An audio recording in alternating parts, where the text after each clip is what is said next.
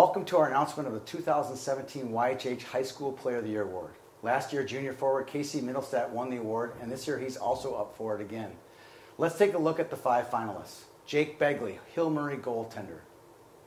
Jake led Hill Murray to the state tournament this year and was a winner of the Frank Brimzik Award, an award given to the best senior goalie in the state. He's one of the rare goalies this year that took over a game. Blake McLaughlin, Grand Rapids forward, 16 goals, 33 assists. Blake played on the best line of the best team in the state. Blake centered Micah Miller and Gavin Hain this year, and the magic they showed all year was fun to watch. The future Gopher has an uncanny hockey IQ, which is what made him so fun to watch last year. Congrats to Blake and the whole town of Grand Rapids on a great year. Ben Myers, Delano forward, led the state in scoring with 108 points. Ben had a great year leading the Tigers to their first ever state tournament. His quickness and ability to see the ice are obvious strengths, which made him a finalist for Mr. Hockey. But his leadership and competitive drive is what will make him a great player at the next level. Ben is committed to play hockey at the University of Maine.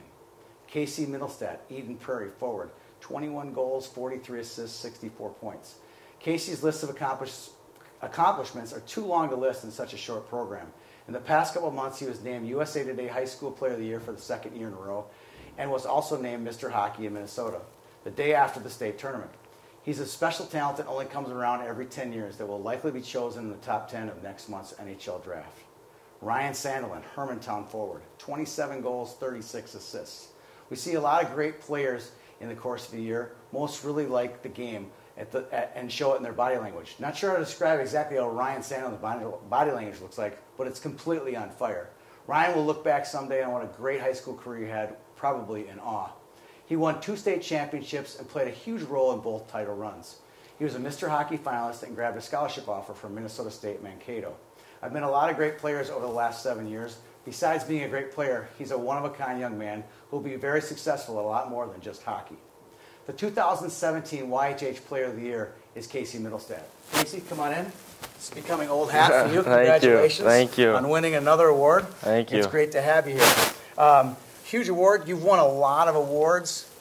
Tell me a little bit about that. You know, you High School Player of the Year, all these different individual awards. What's it like? How does it not go to your head? Yeah, I think the main thing is just got a good home life. I think my parents do a really good job. Once I get home, it's school and everything else that really doesn't involve hockey. So when I'm home, we don't really talk about hockey, and I think that's probably the best part. And obviously, I got 2 younger brothers too. They help a lot. They're pretty much chirping me nonstop. So they keep you humble, yeah, right? They keep you humble a little bit with that, and I think that helps a lot. Your parents are also a pretty good example. You wouldn't know if you talked to Tom and Dee Dee that you're one of the best players in the state, or their other sons are great players. They're just not. Tell me a little bit about them and how they've enforced that on you guys. Yeah, I think they enforce that a lot on me. I think once you're away from the rink, like, you could be a good hockey player, but that doesn't mean you're a good person. And I think that's something that they've taught really well and done a really good job with. And obviously, they're great parents. Neither of them played hockey, so they just go and watch. And if we win or we lose, either way, they say good game to us. And I think that's definitely a really good thing for all 3 of us. Today, we're handing out awards for Pee Wee and Bantam Player of the Year and Goalie of the Year.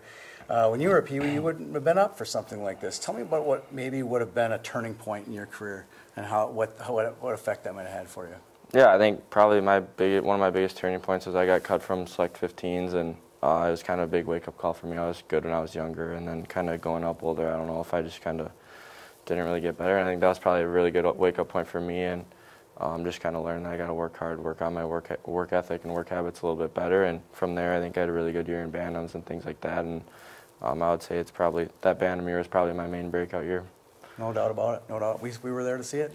All right, let's talk about who we like. Got a lot of people to thank: coaches, parents, everyone. Let's get out the laundry list and let's let them have it. Who do you got to thank? Yeah, I think everyone that ever coached me, obviously, Stars and Mites. I mean, all those guys, all the parents that volunteered helped a lot. And my square coaches, Nick Hansen, worked a lot with me on my skating, things like that, and that was obviously huge. Go up from there. I mean, Mark Germain, Guy, Walker, everyone, all 4 Bantam coaches, Hagen, Fernie, Henny, and Gertie. Obviously, they were great, and I loved all 4 of those guys a lot. And obviously, the high school coaches couldn't do enough. Lee, Ole, Ranheim, and Gertie again this year. So I can't thank all of them enough. And then obviously my parents, who, like we said earlier, are pretty much the best you can get. So I think that's probably about it.